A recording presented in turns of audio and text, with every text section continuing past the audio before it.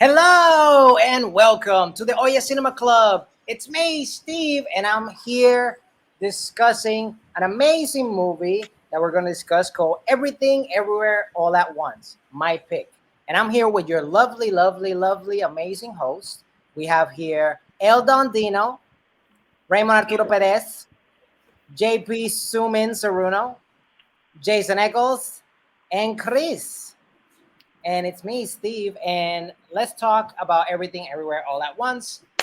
The reason I picked this movie is because there's a lot of hype about it. I heard a lot of chatter around, and this was a movie that I had in my radar and I needed to discuss. And this movie, when an interdimensional rupture unravels reality, an unlikely hero must channel her newfound powers to fight bizarre and bewildering dangers from the multi-universe as the fate of the world hangs in the balance. That was straight from IMDb. Rotten Tomatoes, it got a 95%. But before I go into my first impressions and initial thoughts, I want to know about you guys. What were your initial thoughts? Let's start with Chris. So I did not see this movie prior to this viewing, and I would say it's kind of like Vanilla Sky meets a bunch of Simon Pegg movies and Drag Me to Hell and Being John Malkovich, Eternal Sunshine of the Spotless Mind, all wrapped into one, and also like pulls from a lot of different movies and puts it all back together. And it was awesome. I love this movie. I thought it was an amazing film. I thought the action was amazing. I think a lot of the things that they were paying homage to were right on and not over the top. And they was just very, very creative over and over and over throughout the movie. Things just kept happening that I was like, oh, that was awesome. That was awesome. There were cute moments. There was a lot to really enjoy. And definitely something I'm going to check out again. Thank you so much, Chris. Let's go with Raymond. You're mute, Raymond. In the universe where there's no sound. Yeah. Ooh. I did not rewatch the film, but I watched it when it initially came out on theaters. And my initial thoughts were just how much I was filled with wonder of like time exploration and multi-dimensions. I feel like as someone who really loves science, like movies that try to tap into that and explore that in a narrative way are very intriguing, but I think oftentimes are super simplified and or are either super simplified in the science concept or super simplified in the story. And so it feels like redundant of something I've already seen. And so what was really surprising and inspiring was that like I really feel like this movie took it on, found a way to craft a story that I thought was very meaningful and not like the usual go-tos. And yeah, it had me excited to like want to create after I walked out of the theater. Thank you so much, Raymond. Let's go with Jason.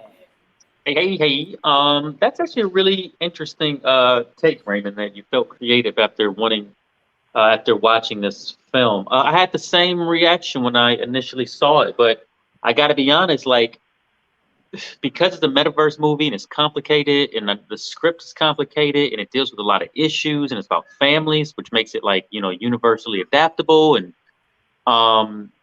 I was a little intimidated, like as a creator watching this thing, because I was like, wow, man, like this thing is layered and it's stacked. My first impression was that I loved it. I love this movie so much. I've never seen anything quite like it because it's a metaverse film. And it's the best metaverse film or multiverse, excuse me. It's the best multiverse film I've ever seen. And there's a few of them out there now. This one is just fluid, but I think all the ones that come before it make it so that my brain was able to sort of like stay with it. I wasn't confused at any point. Like I kind of understood what was going on and I just went along on the journey. I think this thing is brilliant. And when I found out like that the movie didn't cost that much to make, it's even more brilliant.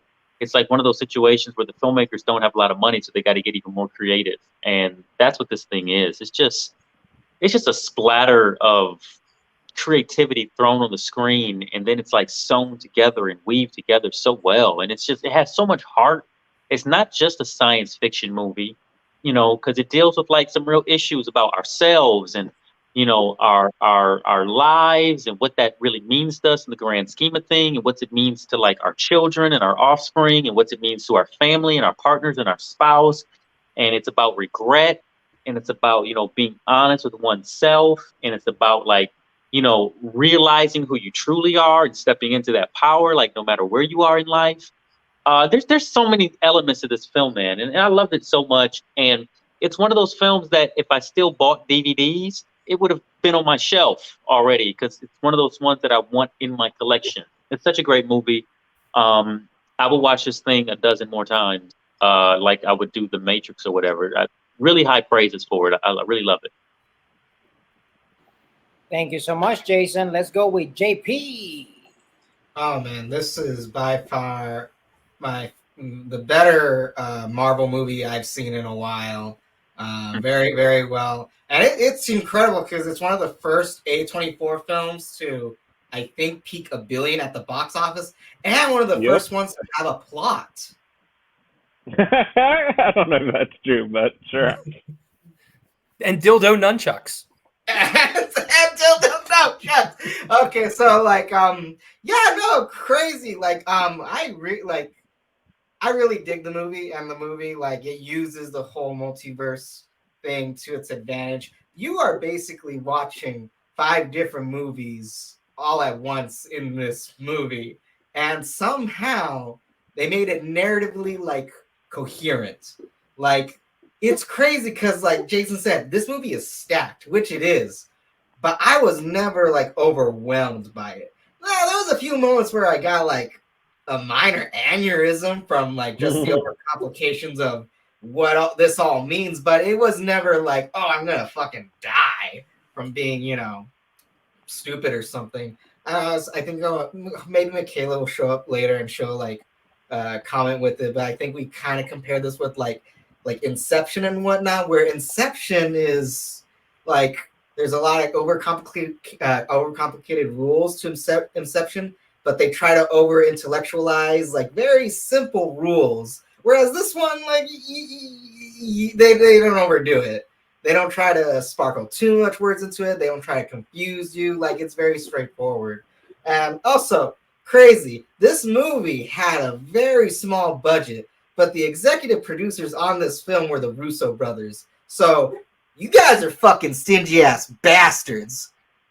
But you guys made a really good movie on that shoestring budget. And I saw some of the behind the scenes stuff. It looks like this looked like a college made project in the behind the scenes. Like they had very little stuff to work with, and a lot of the stuff that they did in this film was like done with practicals and whatnot. Yeah. And that was incredible. It just shows that you don't need like hyper whatever pixels all over the fucking screen and just like giving like light inducing seizures to the folks, with stuff made artificially through a computer, when you just got your hands and your fucking mind. Just fucking do the thing, That's what do you think? She's not here with me. But yeah, it's so good. A+ movie. Thank you for that, just JP. a quick little side note, real quick. JP, I believe that he said that the movie grossed $1 billion. It was the first A21 movie to gross $1 billion. It's actually $100 million. Just a little side correction. But you are correct. It's the highest grossing A24 movie yet. Okay. Gotcha. Well, those Daniel folks, they deserve the $1 billion if they ever get it. They're not gonna get it, but like I would have loved that if this movie made $1 billion. But All right, 100 million. That's good. Nice. So much. I mean, yeah, at the core of it, it's a family movie. It's family trauma.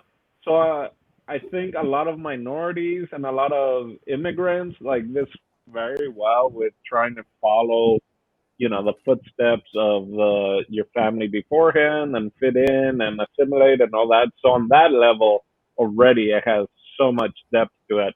I really like what Jason said of like, I think this is a great way moving forward of like how to grade the movies, right? Because it's like, oh, Rotten Tomatoes is 98 or whatever. Who cares? But it's like, would you buy the DVD, right? And then at the other level is like, I had the VHS of it, but then once there were DVDs, I bought DVD of it, right? Like that says how much you enjoy a movie. It's like, do you want to have it laying around on DVD? Do you want to then upgrade it to Blu-ray? I think that says a lot about a movie that if you enjoyed it so much, you just want to have it on you at all times in case the need just happens to be there of like, gotta watch this, right? Not like, oh, where is it streaming type of thing. So yes, I would also have this DVD. It would probably be once it's like the in Blockbuster, and there was a place called Movies, and it would be like four DVDs for like $20 or something like that. This would be right there, unless it was a 2 disc special edition, and I would snag that up as well. Anyway, so I enjoyed the movie. It was the first time watching it. I didn't get to see it in the theaters. I was traveling at the time. But yeah, just so much. I also agree with the fact that out of all the multiverse movies that have come out in the recent years, this is the best one. I do say Into the Spideyverse, the cartoon did a pretty darn good job, but this one, I mean, just so clever. It's just so clever and silly and stupid. Of like, you got to do this and that. And let's talk about all those gory. Was it the Korean movie, Lady Killer and Lady Death and all that we watched and all the gore that I'm fine with. But the paper cut scenes of the in between, I was like, no, I don't need to see it. Like I was out of all the gory shit we've seen in other movies, the paper cut, I'm like, no, I'm good. So yeah, I enjoyed the movie. I was surprised how much I was into it. That I guess spoilers, but it's kind of in 2 parts, maybe even 3. But when that first part ends, credits roll, and I was like, huh, they left it open ending. I guess there's gonna be a sequel. I didn't even realize that, and then I was like, ah, here we go. Movie's not over yet. Yeah, I'd buy the DVD. Thumbs up. Would you get the Blu-ray limited edition tin and the soundtrack on vinyl? Maybe I never had Blu-ray, but so it'll be me getting the Blu-ray disc. Just when I do get a Blu-ray player, I'd be able to watch it. I get it on Laserdisc as well because it's the quality on Laserdisc is on another level. Alrighty, I'll go into my first impression super quick because I got a lot of noisy background. The movie was amazing. First time watching it, at first I was like, WTF, what is happening right here, right now? I'm not understanding. It took me a while to really get like into it, but once the whole like Bluetooth thing concept got into the movie, that's when like I really got into the ride. And it really felt, at least for me, like I was almost like in one of those Disney World, Disneyland rides. Like it literally took me on a journey, this movie. And not a lot of movies do that for me. Like I get very disconnected with a lot of different movies, but this one really took me on the journey. And it was really, really fun in many, many different ways. And it has a lot of different messages. So I definitely agree with what Jason was saying. I can't articulate everything that he said, but like just all the things that he mentioned, like I was completely just thrilled with it. And the thing that really shocked me the most was that like even way before watching the movie, I saw an interview of the main actress. Her name is Michelle Yeoh Kang. I'm sure I'm butchering the name, but she's been in a bunch of films, like all James Bond films, Crazy Rich Like Asians, Crouching Tiger, Hidden Dragon. Yeah, a bunch of different old school films. And in one of the interviews that she was getting interviewed about this specific movie, she was talking about like how she was in the she was doing this small indie film, and that's how she described it because of the budget that they got offered and all those things. And at first, she actually wasn't even going to do it necessarily, but the people directing the film, the people behind the scenes of this film, were really gunning for her because this role was basically made for her, especially with the whole different dimension of her becoming an actress. Is literally a mirror of her life, and it's such an amazing thing. So first impressions, 2 thumbs up. I really enjoyed myself in this film, and let's get into discussing more of the film, shall we? Oh, real quick, Go ahead. there's actually when they're showing her Hollywood self, they were using red carpet stuff, but then you can even see, and I would imagine they did it a little bit on crazy rich agents, crazy rich Asian, like the repeating backdrop right behind her. So yeah, Oh, they were definitely using actual footage from her Yeah, red they carpet were stuff? using real press footage of her in these red carpet events. And That's that cool. that That's one cool. was the one that seemed the most modern. Anyway, just wanted to throw that out. Oh, before and also I was watching the movie and I was like, I haven't done hard drugs, but I felt like I had done hard drugs after I watched the movie. And it's one of those, man, I wonder what it feels like on weed, On the reefer. That's it. So before we quantum leap, get what I did there? Before we quantum leap into the whole like universe of her discovering these special powers and all these things that you could do, let's talk about before that happens, and that's like her normal universe life of her going through like the issues with the family, the tax situation, and all those things.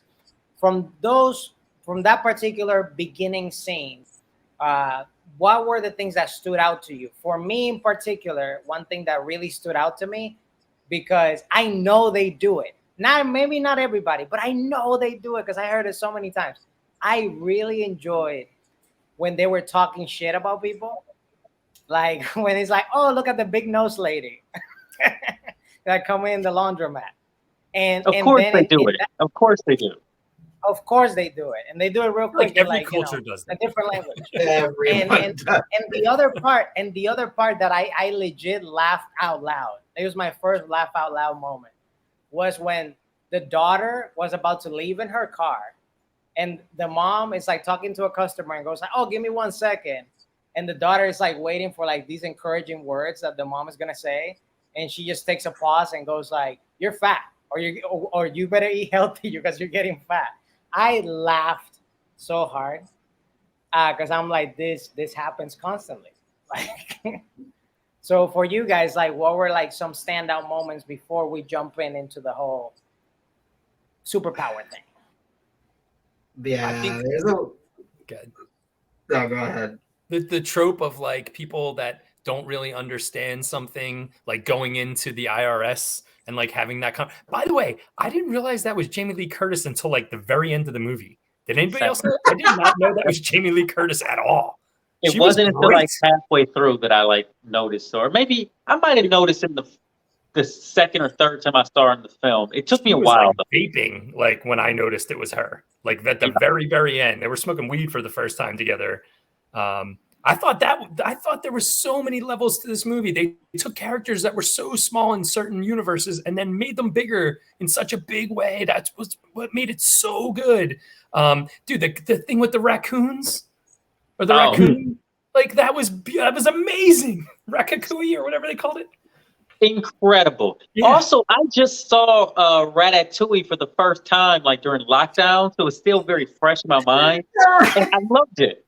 And dude, so, the fact that they went back to like reference that movie particularly, and like I don't even know if it was that big of a Disney movie. I guess it was, but when I saw that, it wasn't Disney. It was Pixar. I don't think it. Yeah, it was Pixar. It was Pixar. Well, Pixar got Disney.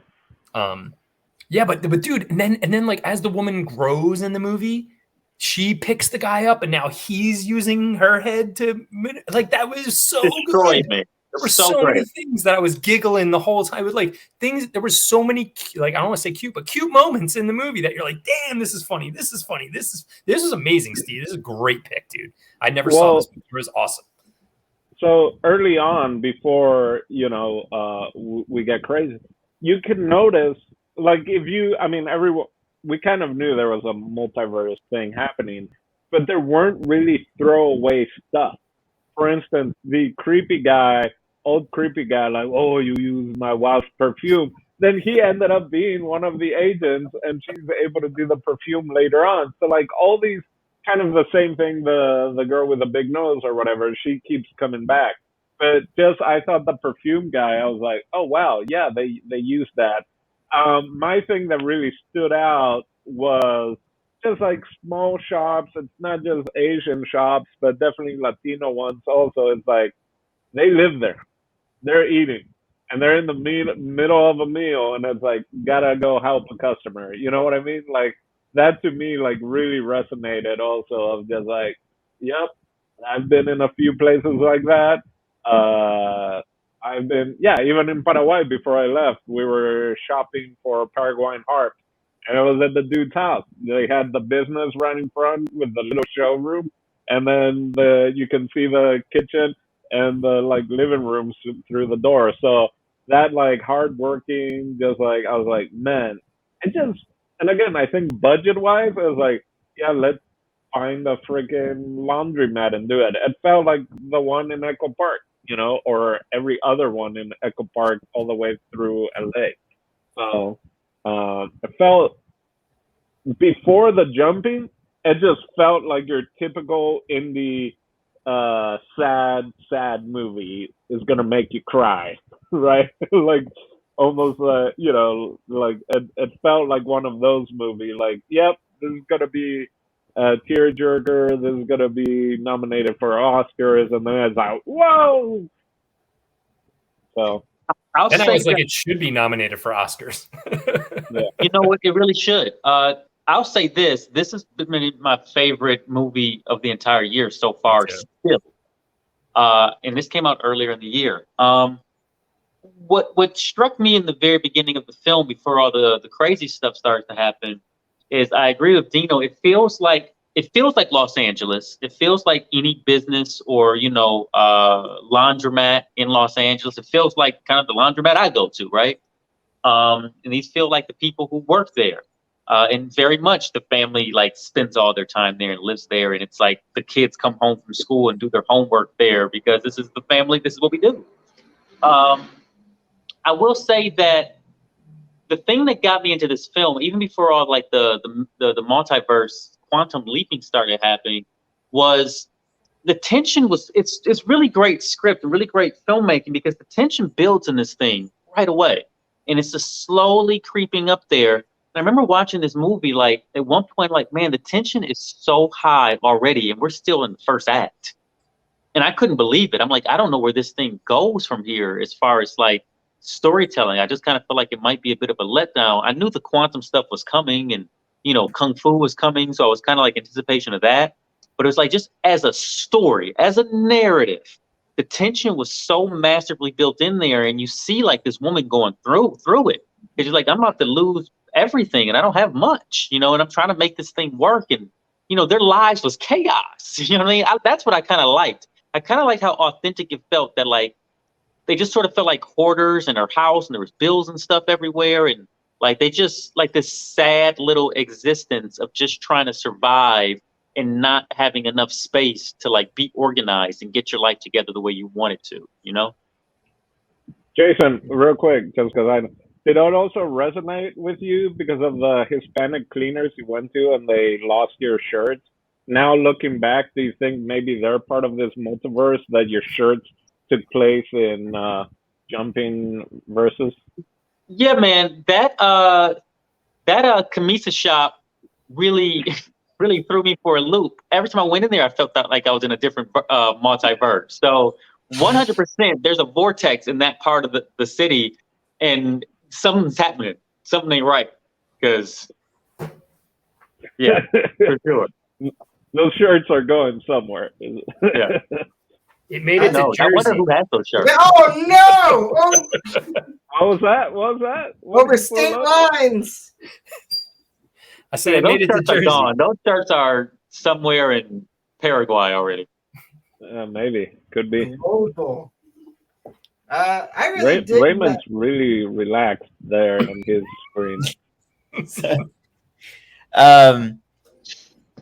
Yeah, so I don't know. It has been a while since I've seen it. So I can't. There's nothing that really, like, even without. I went in it.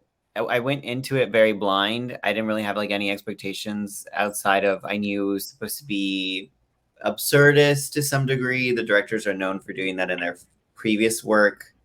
And I knew there's going to be like some sort of multiverse thing. So I think already for me sitting in, I was just like, I spy with my little eye, like everything that was on screen. Cause I was like, maybe this is important information, and just getting a sense of like where the tension in the family is coming from.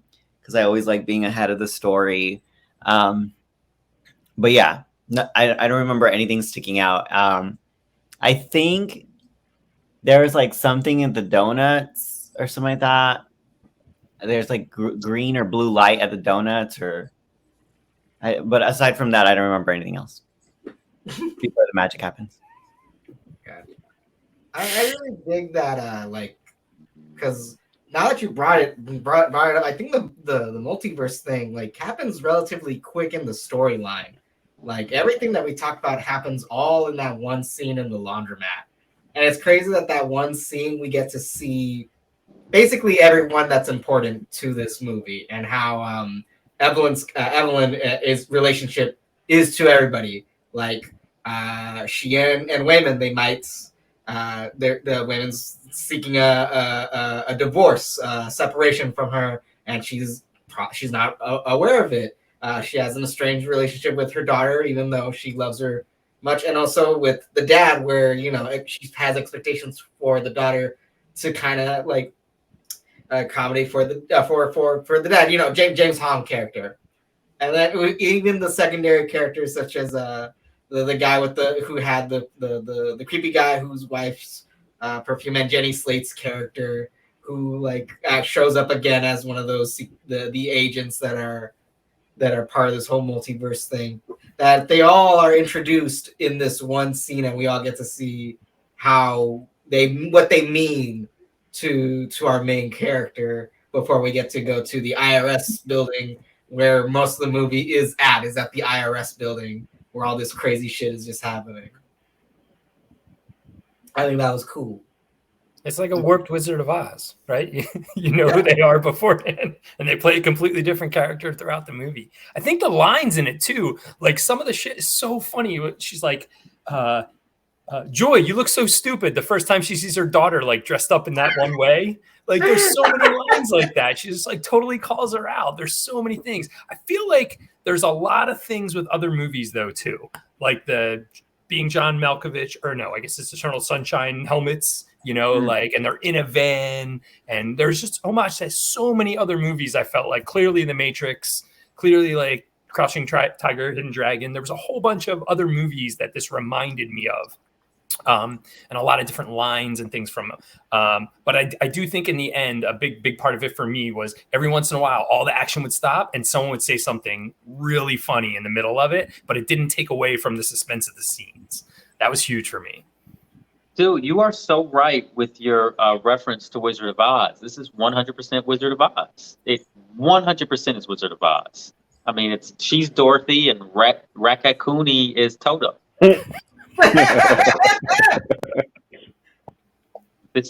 She's pulled into this world. Everything is like standard, basic, humdrum life. Things are happening. There's some drama. And then all of a sudden she gets pulled into this world that she didn't know existed. And that's the journey. It's Wizard of Oz. That's a really good call. Is Wizard of Oz the first multiverse movie? Yeah. Could be. Maybe. Well, she ain't in Kansas no more. Or is Trip to the Moon considered the first? I mean, they fly to the moon, but it's a different thing. But it didn't really happen. I think at the end, maybe it's imagination. I just think the whole Ratatouille thing, that's got to be someone like drunk or high trying to explain the movie. You know, the movie, it's the mouse, what is it called, Ratatouille? And it's got to be coming from that, right? That they just messed up explaining Ratatouille to someone, and then they're like, "Oh, what'd be funny? Like a freaking raccoon." That makes sense. Yeah, that was beautiful. I think it's very So much like a generational thing where like older folks like they say, especially if it's cross cultural stuff. I mean, the movie Yes. kind of suggests that she intentionally remembers it that way because of the alternate universe where that's a reality. But the Right. whole like, no, he's like, you mean Ratatouille? He's like, no, Ratatouille, like kind of like how like you know the movie with the ship, Titty Nick. It's like, no, it's Yeah. not Titty Nick. That's not the ship movie, you know, just crazy shit like that. And that's also like my dad does that all the time. You know, him being, Paraguayan and English not being his strong language, and so he's trying to like recall things or that one movie, and it's like Is what that like perhaps? And correct me if I'm wrong. Maybe I'm missing something because I'm thinking about it now. Is that a reference to like maybe they were always in like a multiverse? The fact that this Cooney existed already because they kept getting it wrong. Like, no, Cooney. Like, yeah. what? No, it's not Cooney. But maybe it was always Cooney in that world, or at least his mind, because he was from another verse. Is that what they were trying to like foreshadow? Maybe? That's what I think, because it was the mom, it was the main character who explained it as Ratatouille and to her kids, and they're like, "Oh, you mean Ratatouille?" But then there's the payback, right? That's what this movie did so well. Is like, oh, silly old immigrant lady getting the name wrong, and it's not a rat, it's a raccoon. Oh, that's funny. And then you see it, and because even when you first see her as a chef, and you see the other guy that's so much better, you're like, oh man, that must suck for her. And then you come back a second time to that universe, and you see him back. I was gonna say backstage. You see him in the back kitchen, and he's got a freaking raccoon, and it's like, of course, like nothing was wasted. I feel like everything was kind of like, yeah, this is gonna have a payoff for sure. Yeah. But yeah, there's something to say. Like she was from all the universes, right? She was the one that was supposed to be able to have the most connection. So it would kind of make sense that her memories and stuff like that were starting to meld or were already melded, and it just happened to be splitting, and so she remembered it as Ratatouille from another universe and not Ratatouille. So there was the Pinata verse also. Can we talk about the rocks? That was one of Yeah, the yeah, best yeah. scenes I've seen in a movie in forever. The part where they're just showing the words, like that was Now, unbelievable. Now I feel we got the universe where JP actually has a partner. What's up, Michaela? Oh, Sorry, I was late, guys. what is this? Michaela, you want to give your first impressions? Yeah, absolutely. It felt like a true classic movie, and I haven't seen one like that in such a long time. Like this genuinely feels like something for this decade, which is so cool because like it does feel like a classic movie, but it's also very innovative in the way that it takes a very classic story and makes it modern in a way that's genuine. Like we need to keep an eye on these two Daniels for sure. I'm just saying. Dang. Were you around, Michaela? Did you hear us say that Chris mentioned that this movie is basically Wizard of Oz? Were you around? Okay, so you weren't. Yeah, so we just talked about that for a little bit. I just got in, guys. Like, just walked in the door 3 minutes ago. Just something so you should know. Yeah, it's just because you just said it's a classic movie, and I hadn't considered that either, but it is. It's classic storytelling, and it is 100% The Wizard of Oz. So, new discovery. I mean, it's definitely the hero's journey for sure. Like, I actually put it in the category of like chosen one stories, Yeah. very much in like that vein of like you are the one that's special, you know, like it's literally the Matrix. But it's like it's the first time we've seen this though with like a middle-aged woman. Like these are normal people, and that's what I adore about this. But not that it didn't. Sorry, not over the top. The chosen one. That's always like, here we go again, right? Like there, even though there was a giant bagel that was about to suck everything, but it wasn't the one like the sky swirling and there's like a light thing and like all the chosen one has to get up. No, because the trajectory, right? Like what she had to do was more down to earth than just like your typical, oh boy, the chosen one. So I thought it was a great, low key chosen one, like fanny pack chosen one. Well, like if you want to, like the fact that it's not a beautiful teenager who's been called, like it's literally a frumpy middle-aged woman. Like that's what it's just, and like the fact that her journey, like the way that she has to solve her problems is to actually like look inside and change the way she approaches life.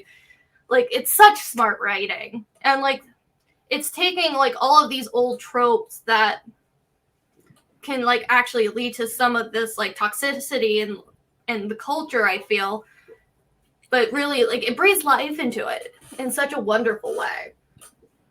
So it's also very much, I think, Lord of the Rings.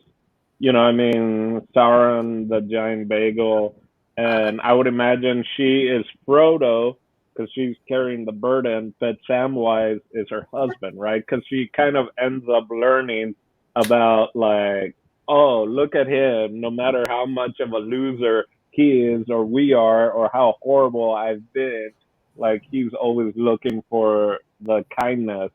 Which, and the dynamics of this was on a whole other level. I felt like, and beautifully cast. Just 100%. I thought 100%. They nailed the casting.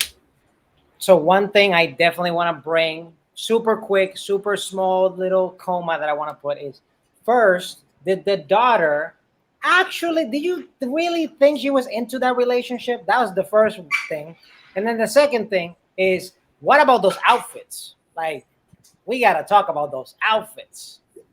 Which relationship are you talking about? Were iconic. Oh my god. My boyfriend at the time. I wasn't going to bring it up, but I heard your Colombia comment and I was like, oh no, Raymond. I thought he had someone, but go on. Sorry. My boyfriend at the time rewatched the whole film, the whole thing, just for the outfits, just to see the reveals.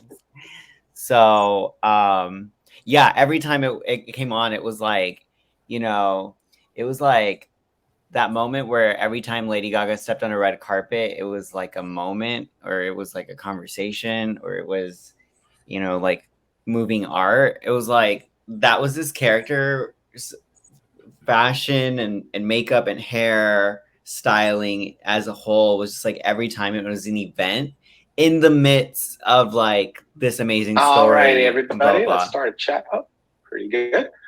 Yeah, well, not only that, but like I just want to give props to Joy, like the casting for Joy. Like this is the first time you've seen like this kind of couture on a figure that's not tall, white, and thin. Also, like how many oh my fucking God! Like how many universes did this person like went into J-pop and stuff? That I think is it's ever expanding. Well, no, and I think that's what's also like the interesting thing about Joy's character in general, is that she's literally going into every single fantasy life that like a girl could go into. Like a lot of the stuff that you see her in.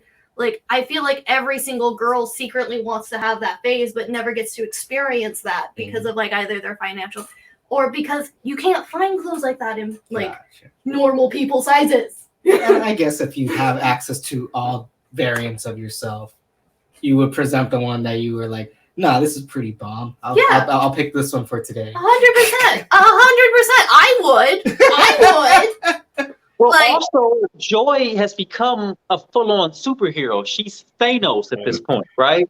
So it's like she has to dress like super flamboyant because she's a villain. I mean, she's a super villain, right? So she's got to be out there. And just that choice to make her out there in that way, where her outfits and makeup and hair and all changes, and it's and plus it's a multiverse, so it has to be different. It's brilliant. And whoever, I hadn't even considered that. I mean, I knew it, but I hadn't even considered like how good the costumes are in this thing, and how that person probably needs a nomination. Right? Well, you got the hot dog fingers. That's where I was going next. God. Dude. Hated it, but loved it. Hated it, but loved it. Loved it. As they did it and developed it, it got better and better. Oh, It got better and better. Also, the very weird and unique ways you have to activate the Bluetooth thing. Yeah. Mm-hmm. When they introduced hot dog fingers, I was like, this has gone full on Rick and Morty. Yeah, for sure. But then they kept bringing it up. What? And when they're kind of loving each other, there's like ketchup and mustard, and I'm like, is that like literal ketchup and mustard, or is love making excrete ketchup and mustard the in fingers that are world? jizzing out condiments. That's what I thought. That's a world I want to live in. I just think it's incredible that like even with some of the different multiverse that they did, some of them they played it to like how it was filmed, like based on a genre, but all of them were played relatively straight, except maybe the raccoon one.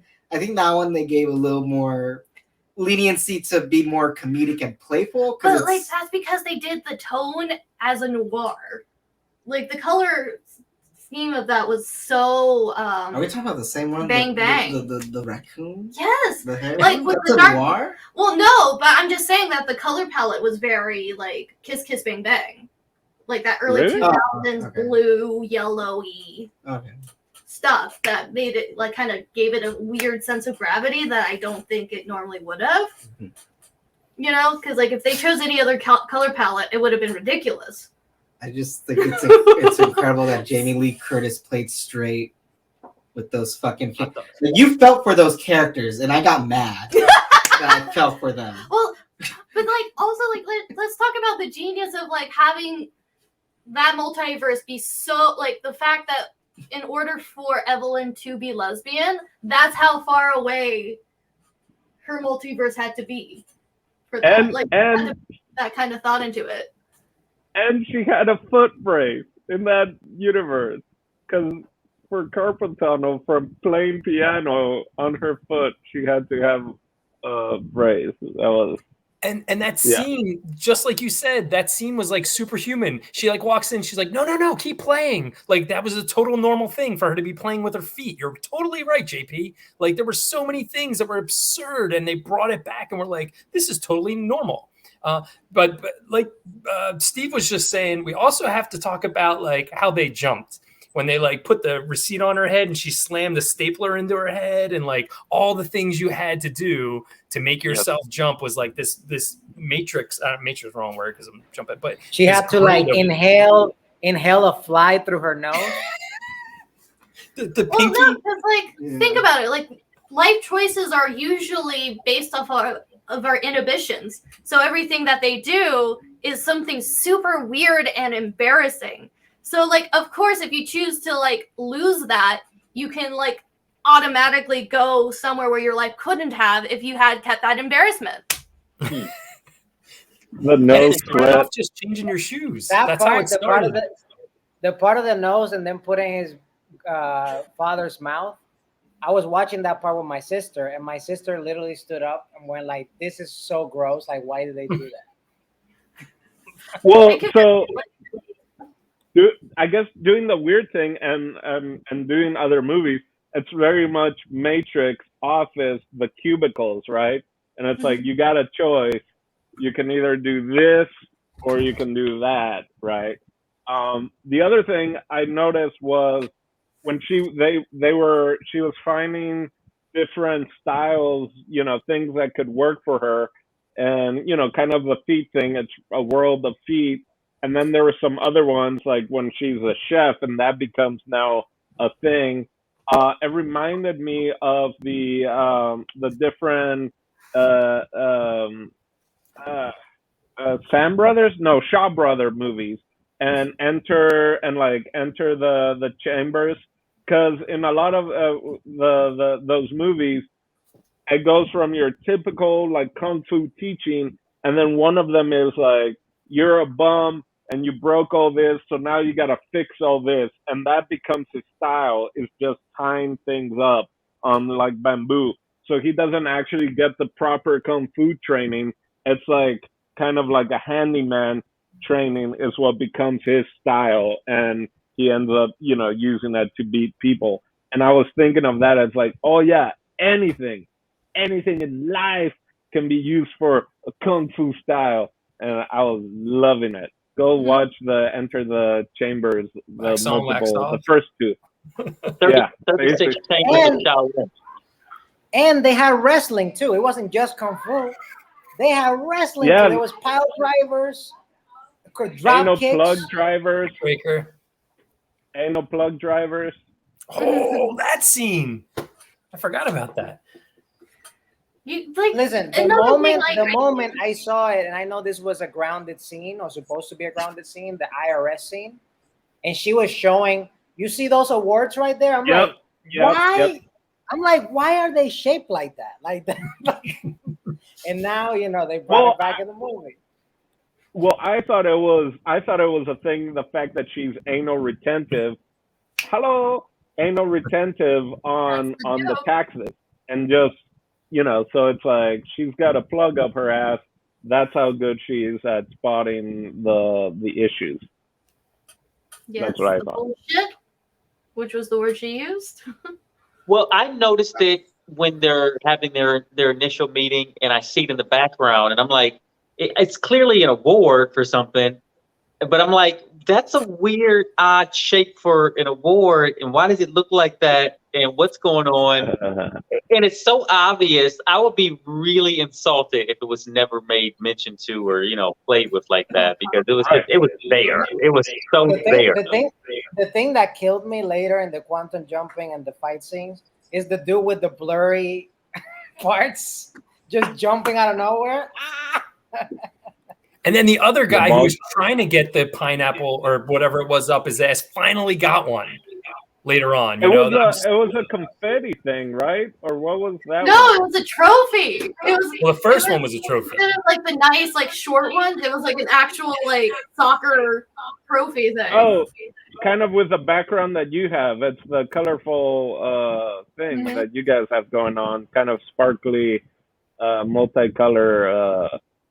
Yeah, those awards. Yep. Do you think they were like, dude, when we do the fight scene, let's make sure you can see it? Because they were. Scenes where you could see it. That made it even better. I wonder, was that CGI? Because that's so good. It's just you can tell that everybody had way too much fun with this film. I heard he was really committed, Dino. I don't.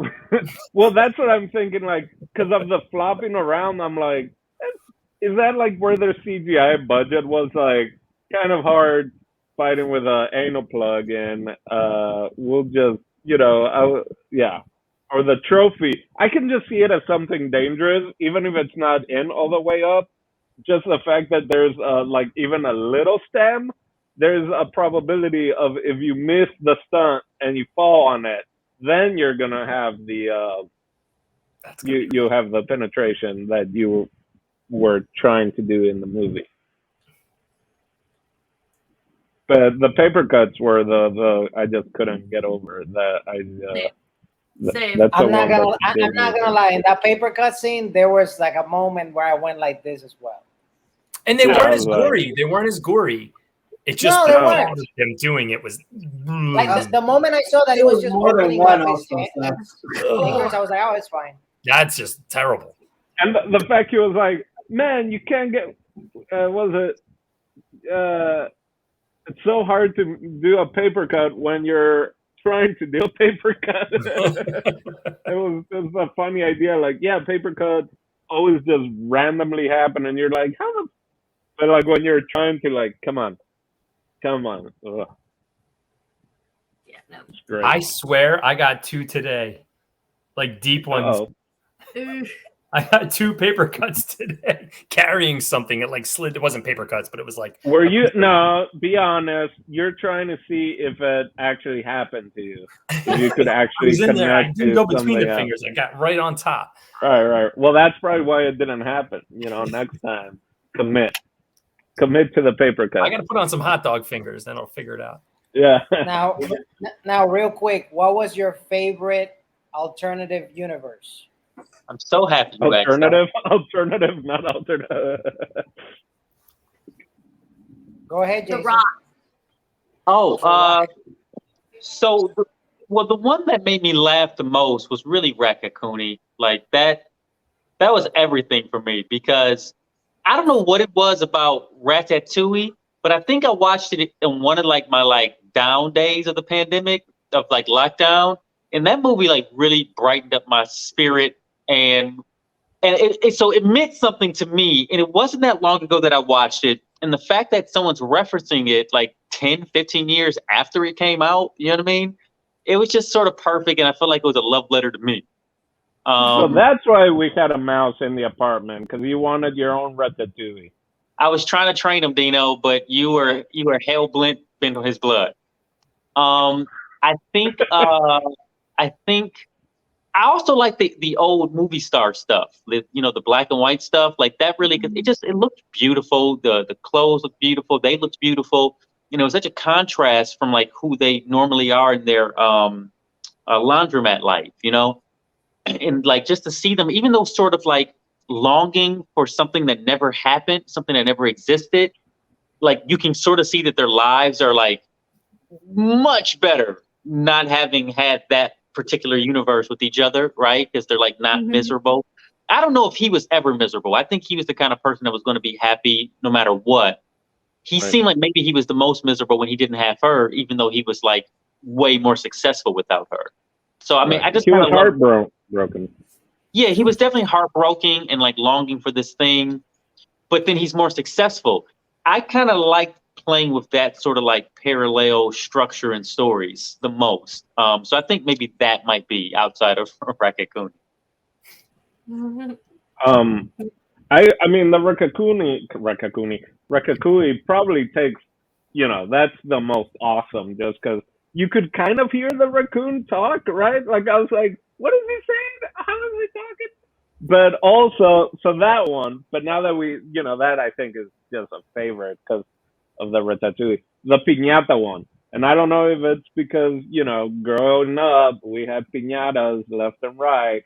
But I had also at some point with one of my groups, we did like a piñata sketch. And I wouldn't say it was the same, but it was similar. It's like piñatas having a conversation, which is just kind of, they did it multiple times. They did it with The Rock. It was like inanimate objects having their own kind of conversations and lives, and what is that like? And that's very much also like little cartoons in magazines or whatever, but that's like, let's put it in the film. Let's see how long we can have a rock scene. But for me, yeah, the piñata, just because, that one hit home a little bit. For me, the rock scene is my favorite scene in a movie in a very long time. There was a lot of interaction and like it was very like what a mom and daughter would say to each other. But one other thing is the scene where they're having like the party for the father, and they're dressed in like black and red, and they look very dressed up, and it looks very cultural. And the mom and the main character is sitting in a chair, and she stands up to hug someone, and on the back of her sweater it says punk, and it like totally jumps to like younger culture. I love that part. I don't know if you guys caught that or not. I did. I thought that was awesome. I saw it. Can I add about The Rock that the great part of it, and it's so late in the film, right, that we get to The Rock, But when the rock starts moving, and it's like, what are you doing? We're rocks. You can't move. And it's like, there are no rules. And it was like the explanation of the whole film came in like hour 150 or something like that, or 155. But just the idea of like, how ridiculous is this? And maybe it was in the writing room. It's like, wait, I thought the whole point of having the rocks is it's just still, and we're having them have a conversation, and now you want to move them, and it's, you know, it's two writers like, yeah, there are no rules. Yeah, I want to say it's a rock scene because it's so great. Because like at that moment, it shows like, especially that whole reveal of the rock and the googly eyes, like how much more powerful Evelyn now is. Where like she is now like, she has that ability where she could bring in stuff from alternate universes and control no matter what. But it wouldn't be genuine. I think for me, it was those stupid hot dog scenes. I hate that I like those scenes. Like they made me invested in that relationship, and I'm kind of pissed off about it because it felt like a joke that should have been just like left at the one cut. But no, like all these scenes all came near the end where it was literally happening everything all at once. Like everything that was happening in that one universe was also happening multiple times in the other universes, because that's where our characters are at in those universes. And it's they do that really cleverly. And I hate that I really liked the hot dog fingers.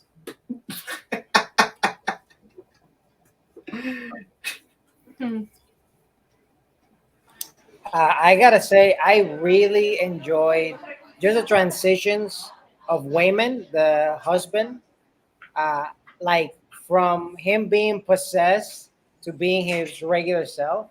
Like it was such a drastic difference that I was just like, "Whoa, this dude is an amazing actor." Yeah, that You would be guys, really you guys recognize him? Okie dokie, Dr. Jones. Hang on to your potato. Yeah, it's Short Round. No. Yeah. I saw a really sweet interview. I mean, he's just really sweet. But it was on one of the talk shows, and I had heard years ago that he went from like acting to like also behind the screen stuff, directing or whatever. And I don't know if it was Jimmy Kimmel or someone was like, "Yeah, so you like quit acting and you went behind the screen and now you're back." And he was like, "It's not so much that I quit acting. There just weren't any roles for me." Like, you know, him growing up with the Goonies and Indiana Jones, and after that, as he got older, there just weren't those roles for Asian people or stuff like that. And he was like, "Yeah, I had basically just gone to either was for commercials, directing stuff, or back." And he was basically like, then I saw Crazy Rich Asians, and I just saw like, wow, I can, you know, kind of like, we can actually do movies now with Asian people, and that, you know, we don't have to fall into that, you know, stereotype or that, you know, pigeonhole as well. And so he was like, I called my friend who was an agent or whatever, and he started up again. So like, to me, that's also just wonderful on a whole nother level, that, you know, he had been this kid star. Hey, there's already a long line of kid stars that aren't able to transition just because of being a kid star and everything that happens with that, to also, not only are you a kid star, but you're a minority, you're ethnic, you're Asian, and so that even puts you on a whole nother level. And to be able to now, I don't know when the last time he actually acted, you know, 20, 30 years ago maybe, and you know, for real, I guess, to have a role like this was just seemed very, very nice and beautiful to me, that you're able to do that. Yeah, for sure. Mhm. I can't believe that was him. Yeah. I'm glad you brought him up. I was gonna like probably in my final thought bring it up because it hadn't come up yet, but I'm glad that you mentioned him. Mhm. Yeah. and also seeing James Hong. I'm so used to seeing his listening to his voice acting roles. I'm used to that from his performances. So I was shocked when we got to like I recognized as soon as he started talking. It's like, oh, that's James Hong, and even like it's great because in the beginning of the movie you don't really know who's gonna play a big role in this, and he ends up getting a big role as well as the opposing force to Wayman's character, where it's literally the son and the father. He's not the son; he's the husband and the son-in-law. The son-in-law and the pups. Yeah, but like, and I think that was, I don't know how many times I used the F word. I know it's an R-rated movie, but the only time I heard the F word being said explicitly was from James Hong, so that was great. It's like, what the fuck are you doing? It's great. Yeah, I think this cast is really perfectly cast. I mean, from top to bottom, I mean, I've always loved Michelle Yeoh. She's been like incredible since I'd seen her in Super Cop 2 as a kid with Jackie Chan. And I'm like, who is that? So I've been like following her career forever. I love that she gets a movie this big, even though it's a low budget movie, man. Like, they made it this big. This thing feels like, JP mentioned it earlier. This thing feels like a $150 million superhero movie. And they made it for like $25 million. That's probably including marketing. Like, it's incredible what they did with this thing. Seeing James Hong in this thing, like that's just like refreshing. You always love to see him in a thing, anything really. And then seeing a short round, Huy Quan or whatever his name is, him coming back, like that's beautiful. That's like the full circle symmetry that you want to see as a movie lover and as an actor, as an art, like just seeing like his career get resurgent like that. Because you always wonder about like a lot of these people, like what happened to them? Like they were good, like but to see them like come back and like just hit the ground the way he did, like he didn't miss. It's like he didn't miss any steps. You know what I mean? He's like just right there as an actor. And and Stephanie, I forget how to say her name, but Stephanie Hughes or Husu, she is brilliant. And I am so excited to see what her career is going to be like going forward, because the performance that she put into this thing, most actors never get that opportunity, especially this early in her career, where she had the opportunity to play 40 characters. You know what I mean? Like, and so like, she can do anything, and her comedic timing is there. And for me, she really owns this film, and she hasn't done a whole lot, I don't think. And I haven't seen her in anything else. She's just marvelous. Mm-hmm. Well, she is in The Marvelous Miss Maisel. Okay. Yeah, no, just because I'm looking at her things right now, and you said marvelous. So before we get into final thoughts, does anybody want to discuss something else about the film? Wasn't it awesome when Jenny Slate threw that fucking puppy in the fridge? Oh yeah. The amount of low random humor in this movie thankfully doesn't go beyond, because I know he brought up Rick and Morty, but I'm glad it doesn't go beyond that. Whereas like it's way too like I said earlier, like it's like Jason said, it's stacked, but thankfully it's not overwhelming. So you think that dog in the fridge is more of an overwhelming than anal plugs and dildos? Yeah, the dildo nunchucks was amazing. The fingers were amazing. I love Jenny Slate in this thing too. I should have mentioned her. She's amazing. Throwing that cup in the fridge, all that was great. And I did like JP said, it's amazing how tight this thing is. It doesn't. Everything that we said is so ridiculous, but it never feels like it's ridiculous or overwhelming. It just feels like it's supposed to be this way. Like it's a very unique tone for a film.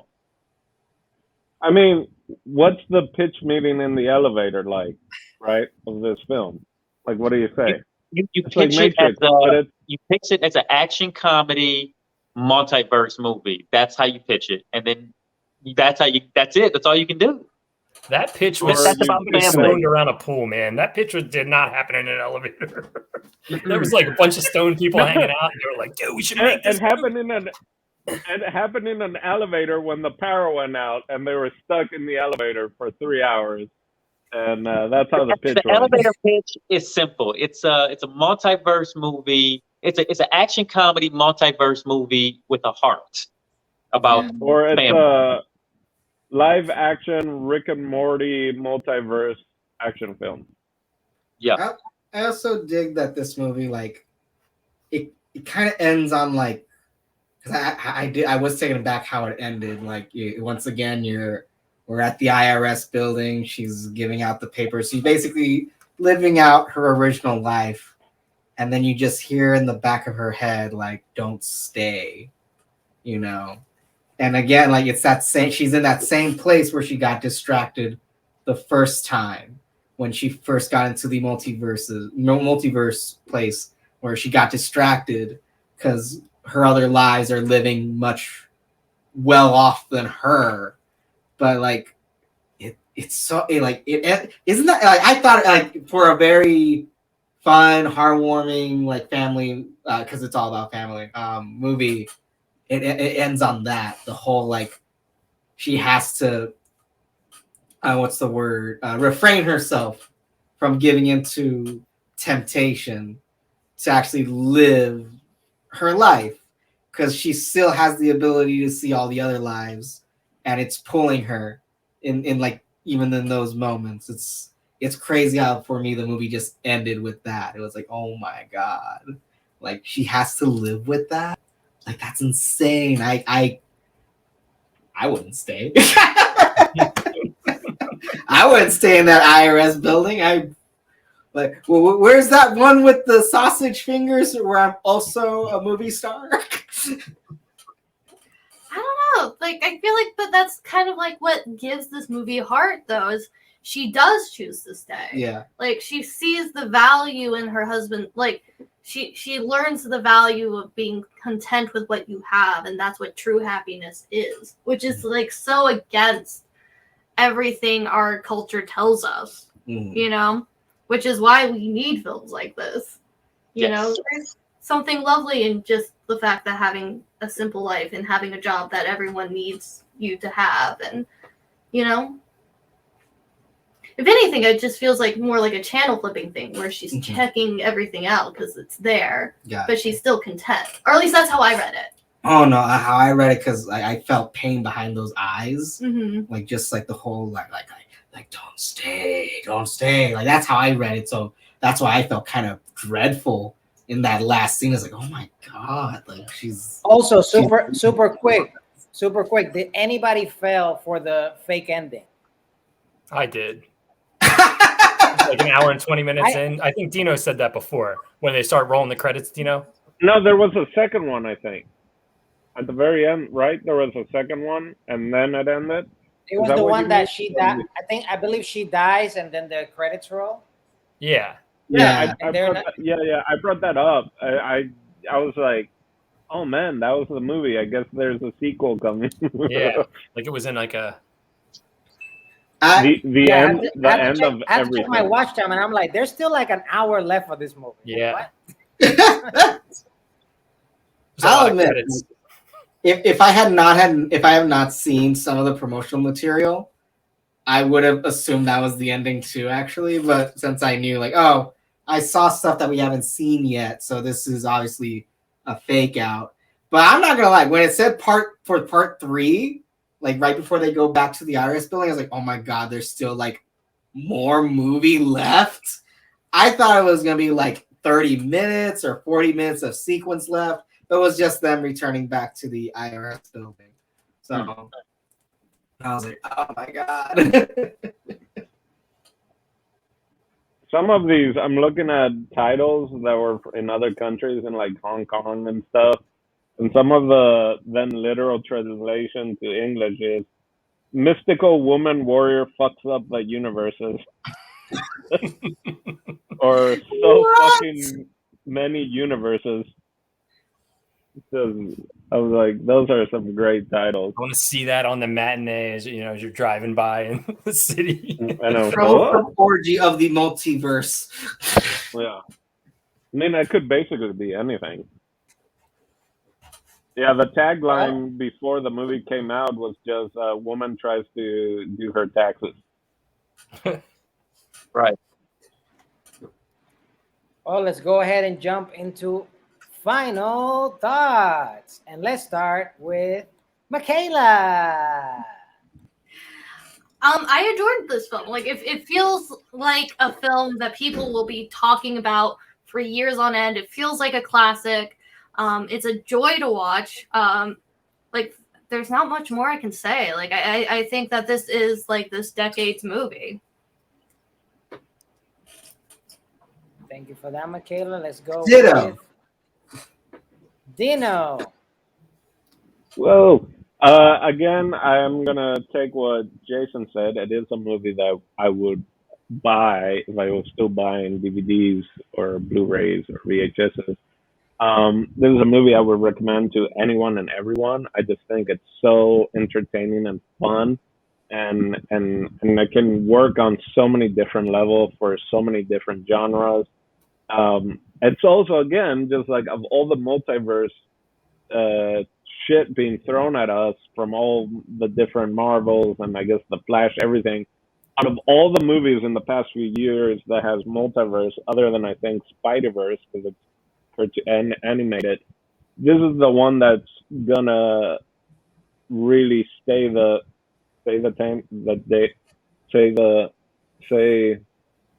Relevant? Well, relevant, but what is Stay the course? Say the time of the Stay the test of say time. the course. Stand the test of time. Yeah. Yes, test of time. There we go. Been drinking suburban, but anyway, the 10 years from now, 20 years from now, those movies are gonna look dated.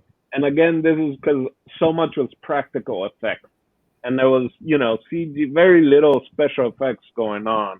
So I feel like this movie is gonna stand the test of time.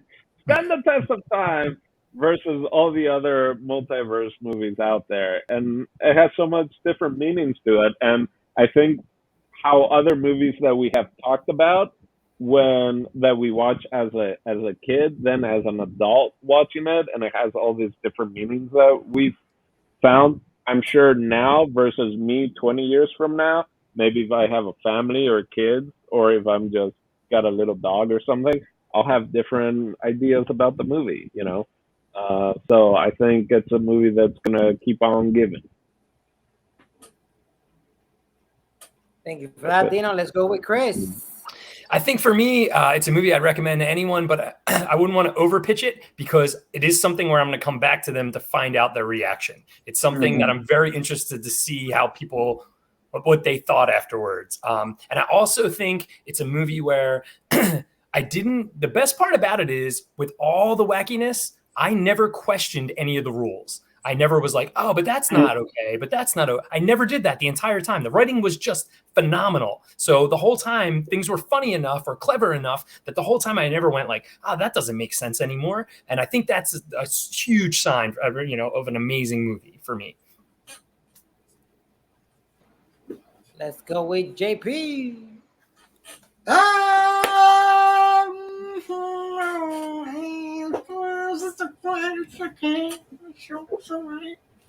I digged it. It's a fun movie. You're allowed to like things. Jesus Christ. I was like, no, it's a fun movie, and it's so crazy how like it is like literally like it's a very genuine movie about like the importance of family and whatnot, and like even with all these crazy multiverse things going on at once, like they never deviate from that's our main story. It's about like this woman trying to keep her family together, and no, it's great. It's amazing. It plus movie. It's an A+ movie. Make another one with brown people, so we could be in it. Just kidding.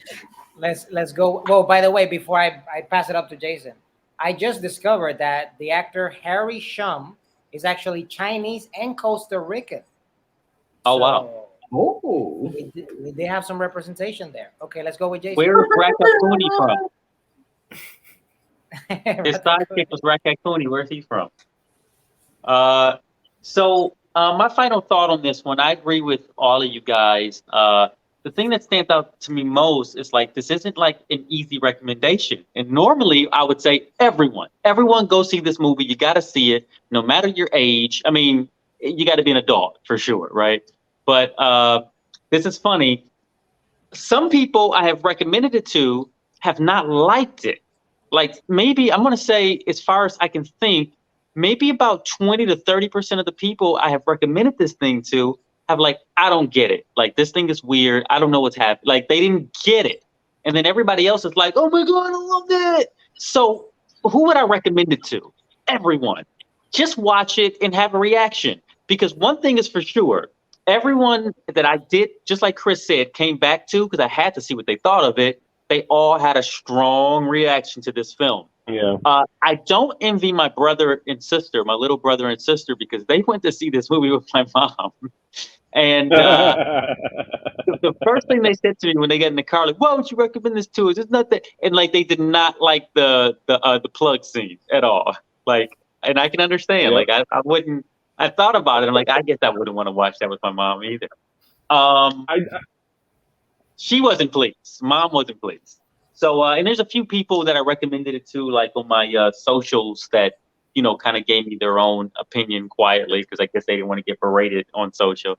But yeah, they didn't like it, or they just were kind of they were confused by it. But what I will say is this: the movie has a lot to like, and it feels like it's a multiverse movie that feels like many different movies.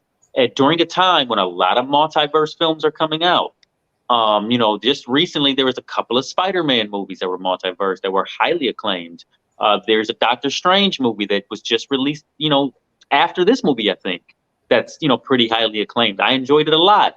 But this one was the first one I saw that had the type of relationship and heart that the other ones didn't. The Spider-Verse sort of has it there, but this one deals with the relationship within the multiverse theme.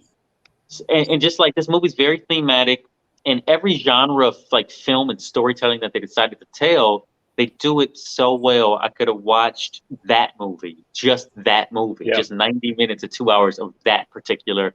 So good. I loved all the actors in it, all brilliant, all did the amazing work. The directors, amazing work. Thank God A24 has enough guts to make a movie like this, because I don't see anybody else doing it. They do daring, brave work, and I'm glad they're rewarded for it.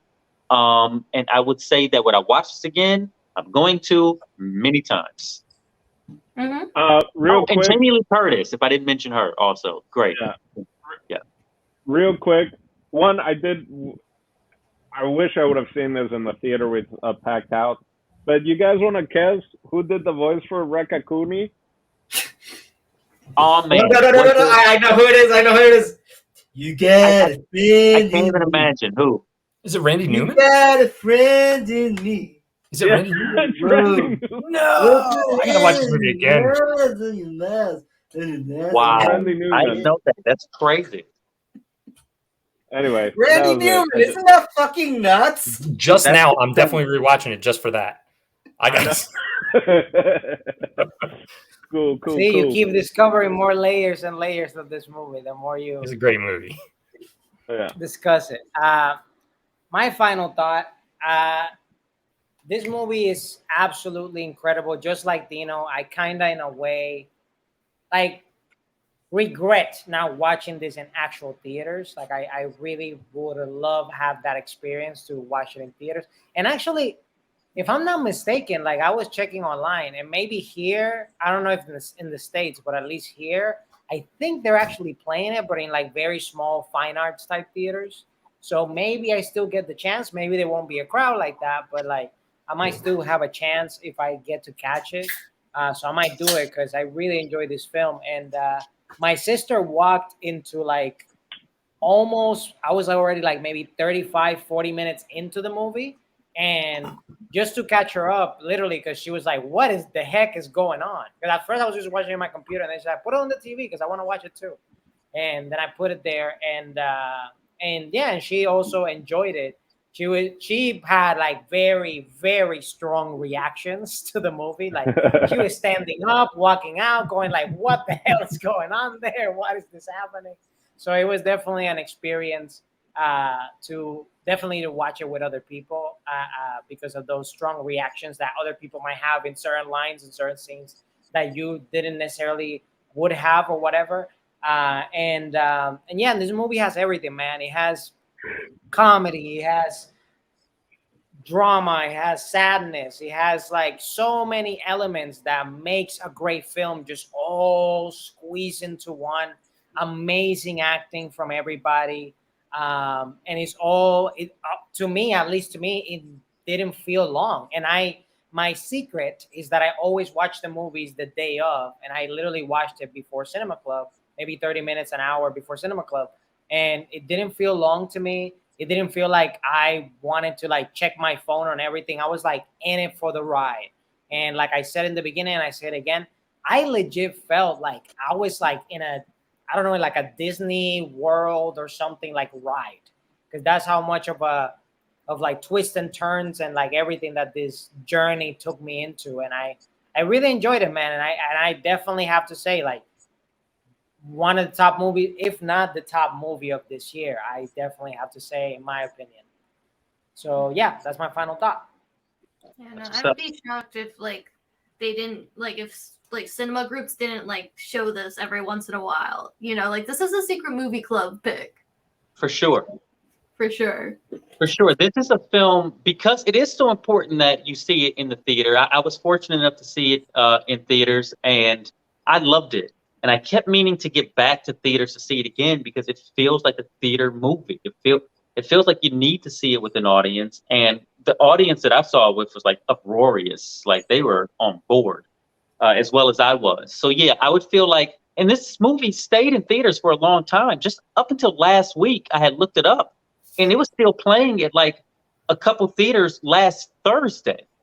Yeah, it's playing in New York right now. Not in Alabama. Not in Alabama.